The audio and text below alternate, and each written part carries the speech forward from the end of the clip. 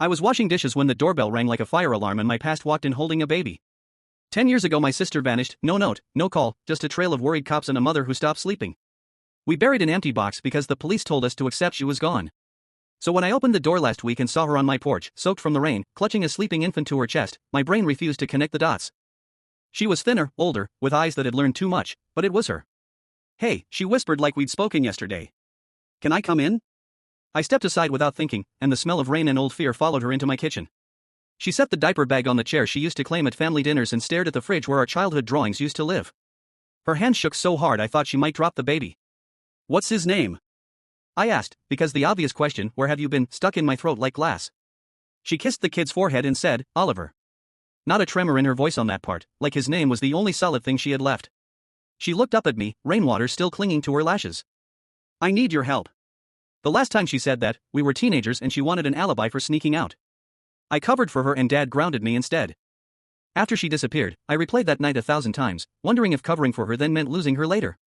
Now she was here like the universe had rewound a decade, except there was a baby and a weight behind her eyes that didn't exist when we were kids. "Mom's not here," I said before I could stop myself, because it felt like the right place to start, the missing piece she needed first. She moved to Florida. "Couldn't stand the winters after you left." My sister's mouth twitched into a smile that never reached her eyes. "She always hated winter." Silence stretched across the kitchen until the baby made a small noise and she instinctively swayed, like the movement was stitched into her bones. "Where did you go?" I finally asked, quieter than I meant to. She opened her mouth, closed it, and for a second I thought she'd bolt back into the rain. Instead she reached into the diaper bag, pulled out a crumpled manila envelope, and slid it across the table. Inside were copies of hospital bracelets, a folded bus ticket, and a photo of her in a hospital bed, pale but smiling, a tiny hand gripping her finger. The timestamp was 3 months old. "I'm not here to explain everything yet," she said, voice steady but frayed at the edges.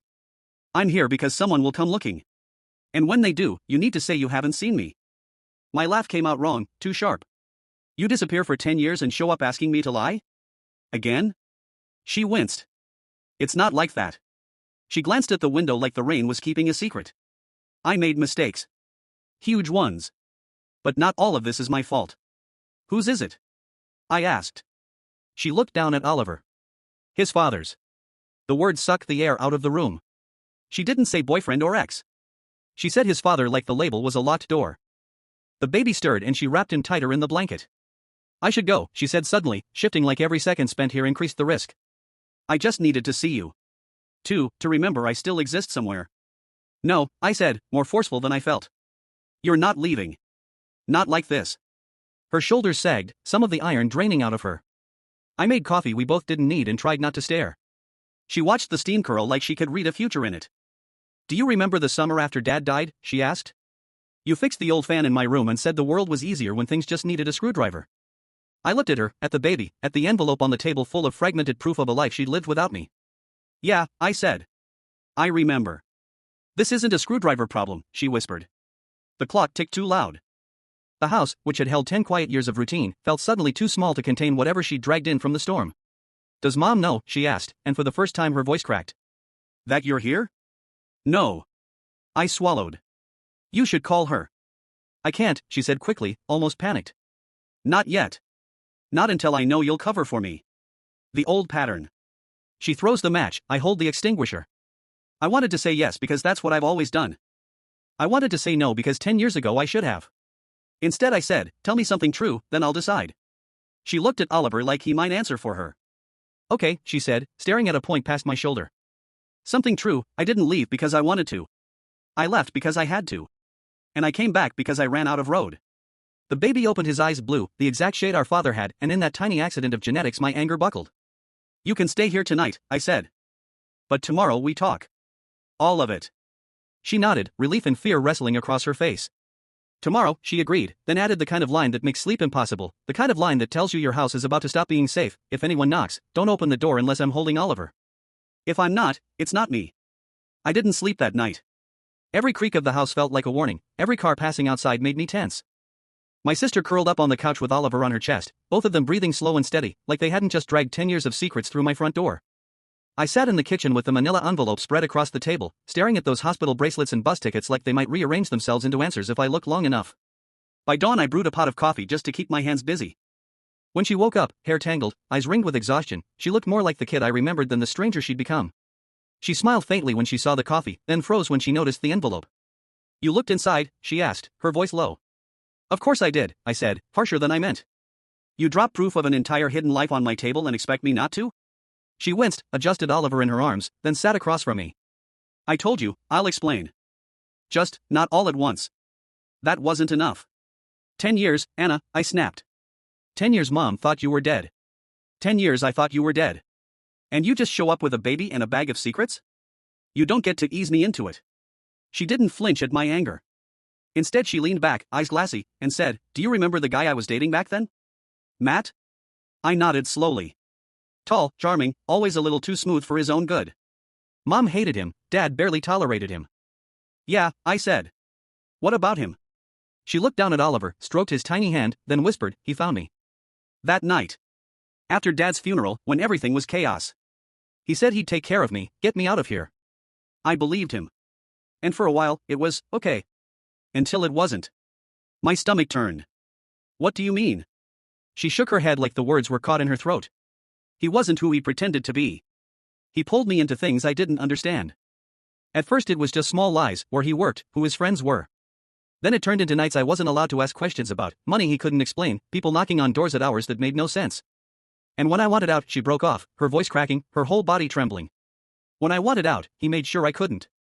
I clenched my fists under the table, rage simmering. Did he hurt you? She looked up sharply, eyes flashing. Not the way you're thinking. But he kept me trapped. He convinced me everyone here had forgotten me, that if I came back no one would believe me. And after enough years, I almost believed it myself. I didn't know what to say. I wanted to ask 1,000 questions, scream at her for disappearing, hug her until her bones stopped shaking. Instead I said the only thing I could manage, and Oliver? Her expression softened, but fear lingered beneath it. He's mine. He's not Matt's. I made sure of that. Her words raised more questions than they answered, but before I could press, a sharp knock rattled the front door. We both froze. Her face went pale, eyes darting to me. Don't move, she whispered, clutching Oliver tight. The knock came again, louder this time. My heart hammered as I stood, every nerve in my body screaming. She whispered again, more urgent now, remember what I told you. Don't open it unless it's me with Oliver. Another knock. This one wasn't patient. The knocking grew louder, faster, like whoever was on the other side wasn't asking anymore, they were demanding. My throat went dry. My sister clutched Oliver so tightly he stirred and let out a tiny cry, and she started rocking him automatically, her eyes never leaving the door. Don't answer, she hissed, her voice thin with panic. But the problem was, whoever it was already knew someone was home. My kitchen light was still on, the coffee steam curling against the window. Hiding wasn't an option. Another knock rattled the frame, and then a man's voice called out, Anna? I know you're in there. Open the door. My stomach dropped like a stone. I didn't recognize the voice, but she did, her whole body flinched, her face twisting into something between terror and fury. It's him, she whispered. It's Matt. My heart nearly exploded out of my chest. What the hell is he doing here? She shook her head violently. I don't know, but you can't let him in. Please, promise me. The knock turned into pounding, each thud reverberating through the house.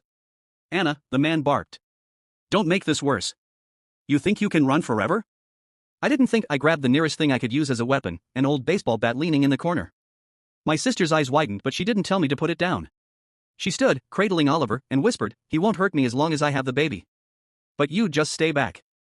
I wanted to laugh at the absurdity of it. 10 years gone, and now I was holding a bat in my own kitchen while my sister held her baby like a shield against the man she'd once trusted. The pounding stopped suddenly, and the silence was worse. I edged toward the window and peeked through the blinds. A tall figure stood on the porch, his face half lit by the streetlight. Even from that distance I could see the smug confidence in his posture, like he knew he'd already won. He slipped something from his pocket and held it up to the door window. A key. My stomach twisted into knots. How the hell does he have a key? I whispered. My sister's face drained of color. I don't know. Maybe from before. She shook her head, biting her lip. He shouldn't have it. The rattle of the doorknob confirmed it. He turned the key, but the deadbolt stopped him. My hands tightened on the bat. His voice came again, lower this time, almost taunting. You can't hide, Anna. Not from me. Not from what we did. She gasped, pressing Oliver tighter to her chest, tears brimming in her eyes. What you did, she whispered under her breath, but the tremor in her voice betrayed her. My pulse roared in my ears. Every instinct screamed to open the door, to swing the bat, to end this right here, but I was frozen. Then, just as suddenly as it started, it stopped. The footsteps retreated down the porch steps. Through the blinds, I watched him walk back to a dark car parked across the street. He slid in, turned the engine, and sat there idling, headlights off, like a predator waiting for the right moment. My sister collapsed into the chair, shaking uncontrollably, rocking Oliver, who whimpered softly against her chest. "He knows," she said, her voice breaking. "He knows where I am now. He won't stop." And in that instant, I realized this wasn't just a family reunion anymore. It was a siege. The car didn't leave. Its engine hummed in the dark like a growl waiting to pounce, headlights off but presence undeniable.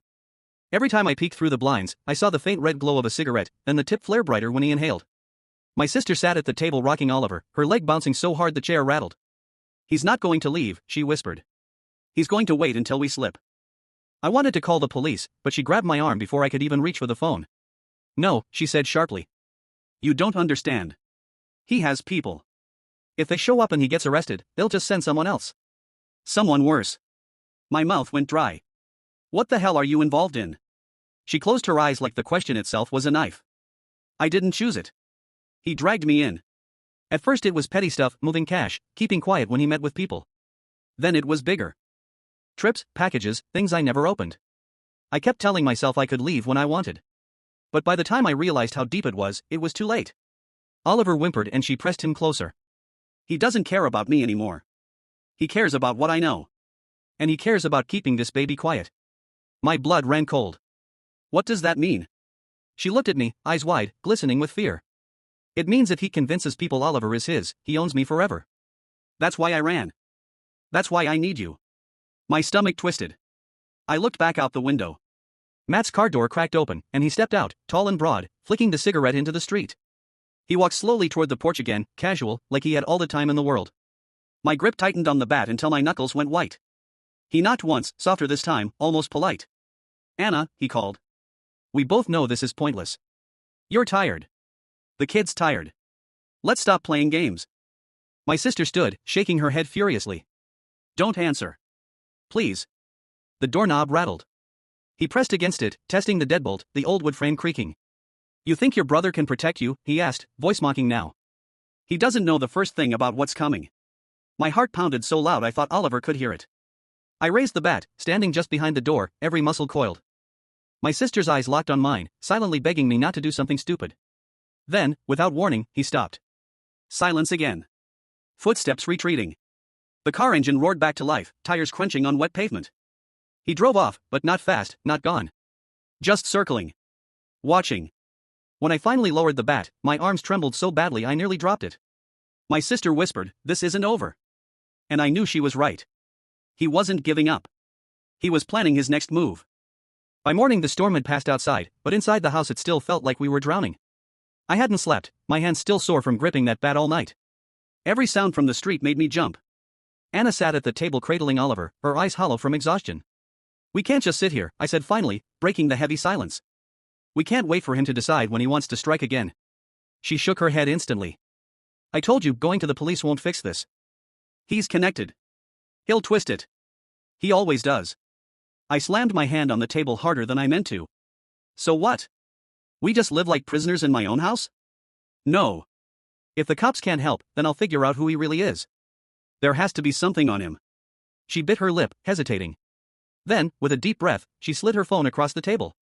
The screen was cracked, the case scratched, like it had lived through a war. "I kept this hidden from him," she said quietly. "There are things on it, messages, numbers, maybe names. But if you look, you can't ever let him know." My stomach clenched as I unlocked it. The messages were a mess of half-sentences, threats wrapped in casual words, mentions of drops and packages that made my skin crawl. One thread caught my eye, a number saved only as G, texting things like "keep her quiet" and "no loose ends." "The last message was sent 2 weeks ago, if she runs again, we'll make it permanent." I swallowed hard, shoving the phone back across the table. He's not working alone. Whoever G is, they're pulling strings too. Anna nodded grimly. "That's why I had to leave. It's not just Matt. It's bigger than him." The weight of it pressed down on me, but something inside me hardened too. "Then we don't fight him directly," I said slowly. "We find a way to expose him. We use whatever's in here." I tapped the phone, "and we make sure people can't ignore it. Journalists, maybe. Someone outside his reach." Anna looked terrified at the idea. "If he even suspects," a sound cut her off. A car door slamming outside. My chest tightened as I peeked through the blinds. It wasn't Matt this time. It was my adoptive neighbor, Mr. Harris, walking up with his morning paper, completely oblivious. I let out a shaky breath of relief, but it made one thing crystal clear: we couldn't count on luck forever. We need proof, I said firmly. Real, undeniable proof. And then we need to hit him where it hurts, publicly. Anna closed her eyes, clutching Oliver tighter. You don't know what he's capable of. Maybe not, I admitted, my pulse still racing. But I'm about to find out. I didn't know where to start, but I knew sitting around doing nothing would kill me faster than Matt ever could. While Anna napped on the couch with Oliver nestled against her chest, I took her phone into the basement where the signal was weak and the shadows gave me courage. I scrolled through every message thread, every contact, looking for patterns. G kept showing up like a ghost, never saying much but always giving orders. The language was clipped, like business transactions, except the business involved people. One message chilled me: no witnesses this time. I copied the number into my own phone and did a reverse lookup, half expecting nothing. But when a name popped up, my stomach twisted. Gregory Hale. The name wasn't just familiar, it was local. He was a businessman who donated to charities, shook hands at city events, smiled for photos in the paper. I'd seen him at ribbon cuttings, wearing perfect suits and pretending to care about the community.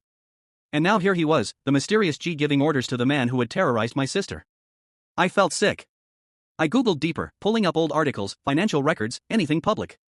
His company was everywhere: construction, logistics, shipping. The perfect cover for moving things no one wanted tracked.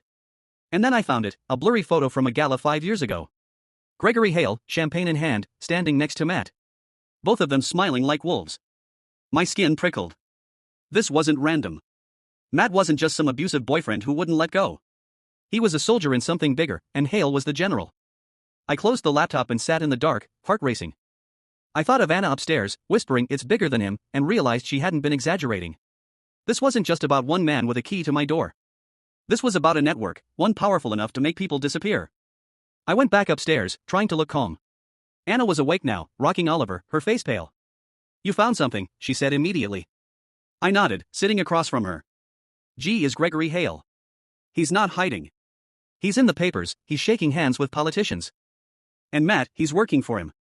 Her face crumpled, tears spilling down her cheeks. I told you, she whispered. It's not just him. If Hale knows I ran, if he thinks I'll talk, she couldn't finish. Oliver fussed and she buried her face in his hair, shaking. I reached across the table and gripped her hand. Then we make sure you're not the only one who knows. We build a file. We gather everything: texts, photos, receipts. And we make it impossible for them to silence you. For the first time in days, she looked straight into my eyes, a flicker of hope beneath the fear. And if they come before we're ready, she asked. I tightened my grip on her hand, the weight of what I just uncovered pressing like lead on my chest. Then we fight. Whatever it takes. They didn't warn us with lawyers or polite letters. They warned us with broken glass and the kind of quiet that screams. The first morning after I dug up Hale's ties, I found the Collins driveway littered with shattered ceramic, flower pots smashed, soil scattered like clues that someone had been there testing the ground. A rock had been thrown through the kitchen window, and taped to the shards was a scrap of paper with one word in thick black marker: stop. I felt my stomach drop like I'd been pushed off a cliff. That night a car idled down the block for an hour, then 2 men in nondescript coats walked the sidewalk like they owned the place, eyes scanning porch lights and house numbers. I wanted to call the cops, but Anna wouldn't let me. They want us to make a move, she said, voice clipped. If the police come, they'll say you have a grudge. They'll plant evidence, get you on the front page as a dangerous vigilante. Her fear was a physical thing you could touch. I couldn't stand the thought of her shrinking in front of me like that. I began sleeping in the living room with the lights on and the bat within arm's reach. For a few nights I thought the harassment would peter out, maybe the message had landed, maybe the rock in the idle car were congratulations enough. Then Matt escalated. He found my work schedule somehow and came by while I was on a late shift. He didn't come through the front, he walked across the lawn and started digging up the backyard in the dark, like he was looking for something, or burying something. I got home early after a supposed maintenance call and caught him by the fence. He froze like a rabbit caught on a porch light. What I didn't expect was the cool, slow smile that spread across his face. You don't know who you're poking, kid, he said, voice low. We don't start with words. The bat in my hand felt suddenly useless. He reached into his pocket and tossed something small and metallic onto my porch: keys, a slip of paper, then a folded photograph.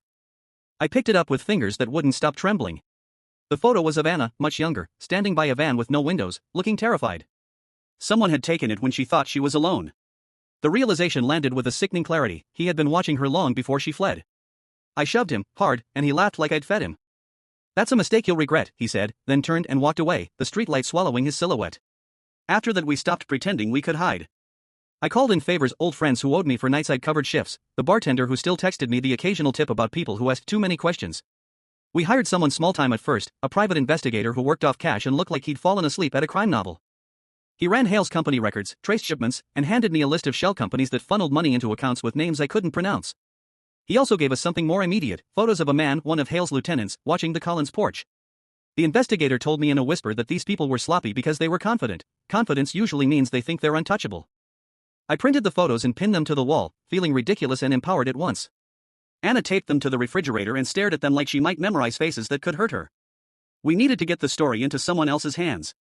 A journalist would amplify the risk but also the shield. A man like Hale would think twice before ordering violence that would make headlines. I reached out to a reporter I found through a tip line, an independent investigator who'd exposed crooked officials before.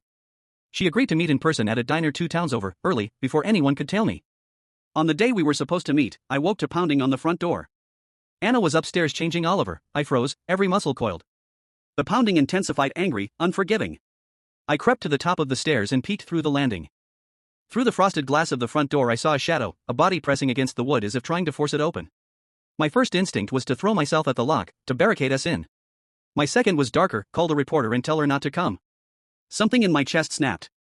I grabbed my phone and dialed the number for the diner, then the reporter's cell. No answer. I called the private investigator. He picked up immediately, breathless with static. They know, he whispered. They came last night to my car, asked questions. I wiped what I had on a thumb drive into a locker 2 towns over. Go get it. Don't open the door. The pounding on the door shifted, became an angry hammering that rattled the frames. Anna's voice floated down the stairs, soft, controlled. If it's him, don't open. Call me from the back door. But the panic in the tone betrayed her. I moved like I had tunnel vision. I crept to the side yard, heart punching the inside of my ribs, and slid the back gate open. The rain had left the grass slick, the night smelled like metal and fear. The investigator had given me the locker number and combination. I ran, shoes slapping the pavement, phone clenched so tight the screen cut my palm. I got to the locker as trucks rolled by slow like predators, lights scanning. I fumbled the combination, hands slipping, and finally the lock clicked. Inside, a cheap case with a thumb drive sat waiting like a holy relic. I stuffed it in my pocket, ran back the long way, and when I rounded the corner toward our house, a low rumble stopped me cold. My car, a battered sedan with dents I'd never had time to repair, was on its side in the neighbor's yard, windows shattered, the air filled with the reek of gasoline. Someone had tried to burn it. For a second the world narrowed to the hiss of cooling metal and the echo of footsteps. I knew then that Hale didn't just want us quiet, he wanted us erased.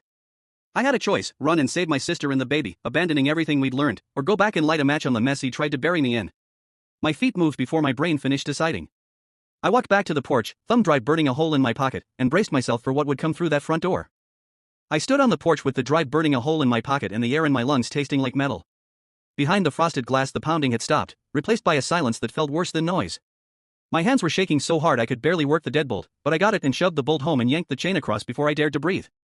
Inside, the house smelled like coffee gone cold in fear.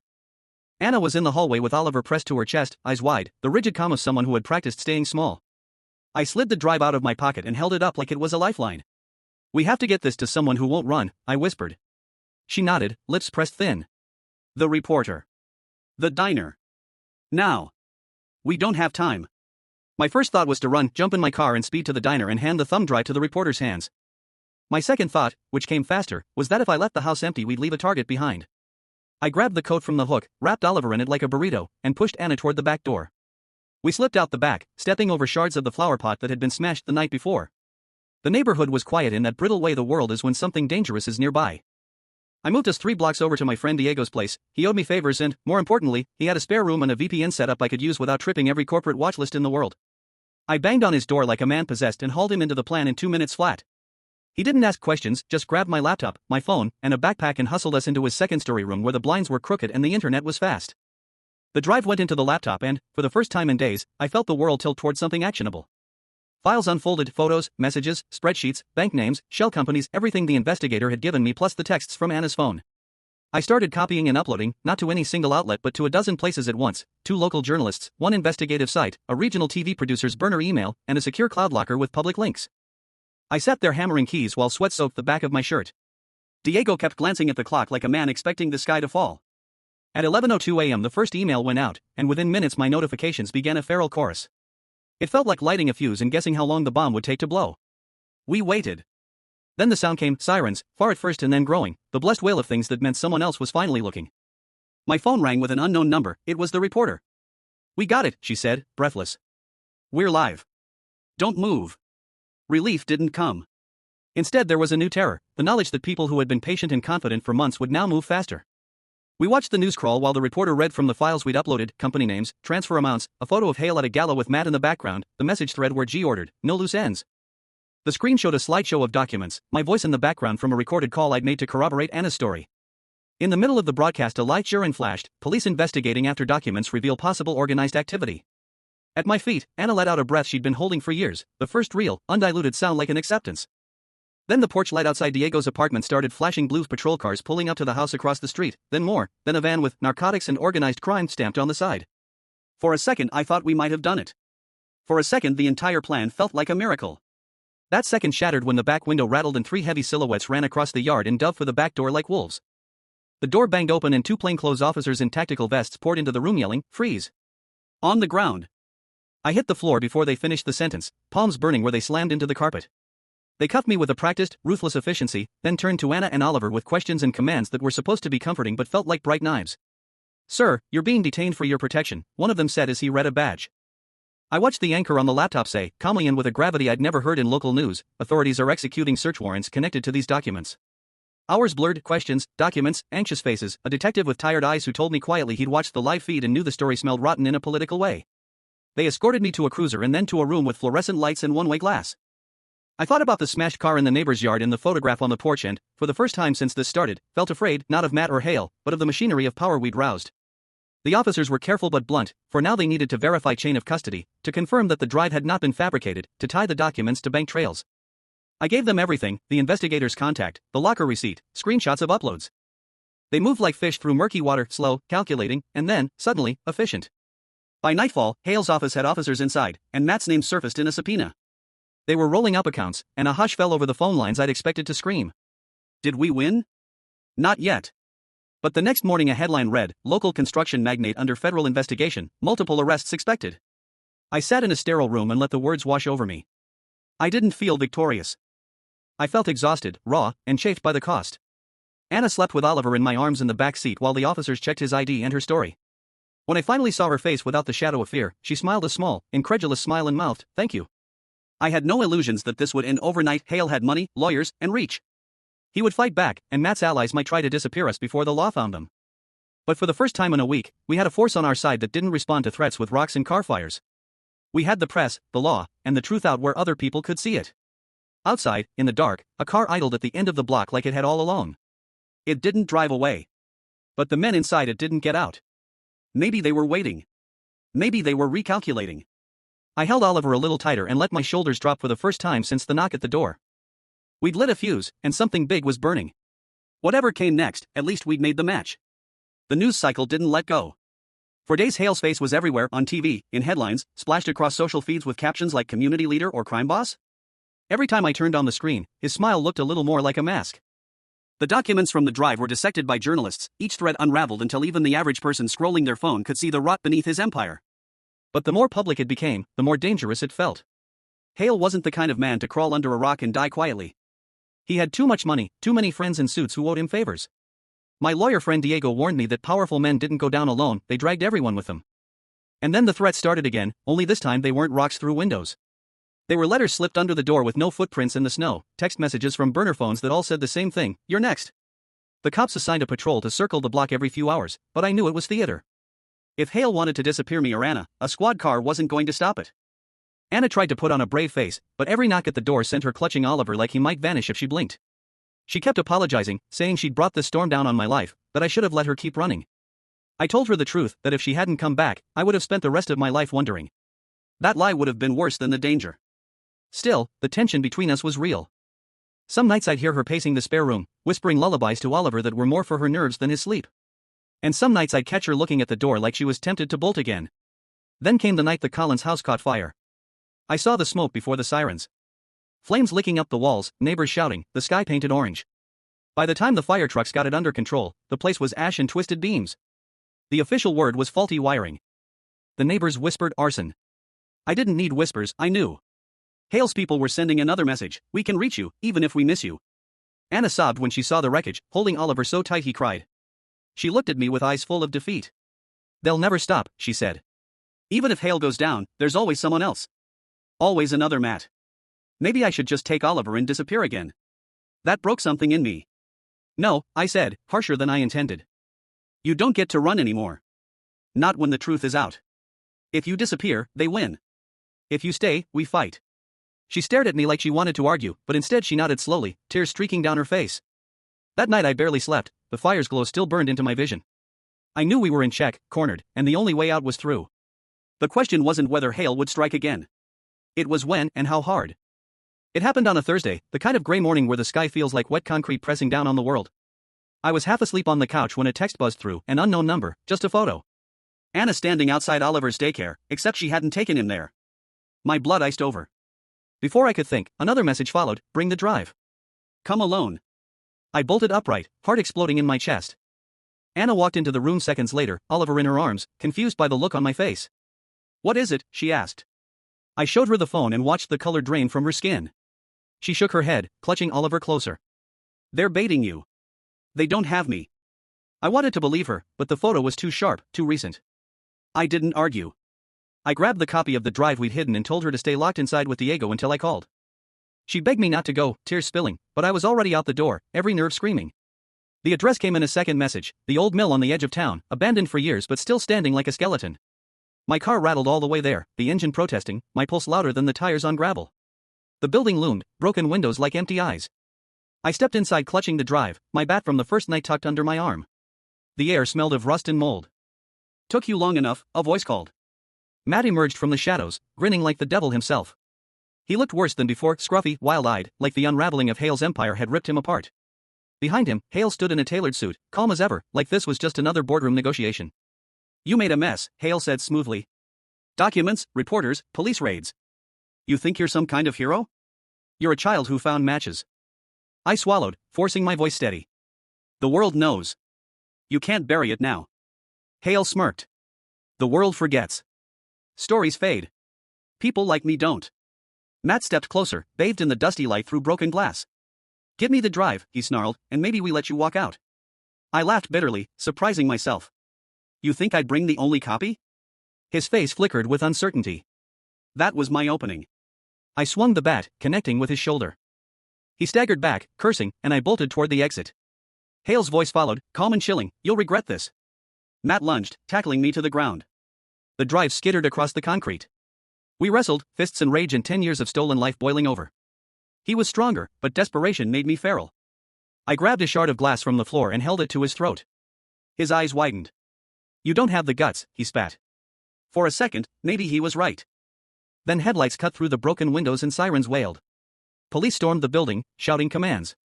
Hale raised his hands, mask slipping into a polished smile, already rehearsing his denials. Matt thrashed under me, but the cuffs clicked shut around his wrists. I dropped the glass and stumbled back, chest heaving. An officer pulled me aside, eyes sharp. You did good, he said quietly. We've got enough now. It's over. But looking at Hale, standing calmly as they let him out, I knew it wasn't over. Not really. Men like him didn't vanish with one arrest. Still, that night I held Oliver while Anna cried into my shoulder, and for the first time in years I felt like maybe we weren't just surviving, we were starting to live again. The future was messy, uncertain, dangerous even. But it was ours. And after everything, that was enough.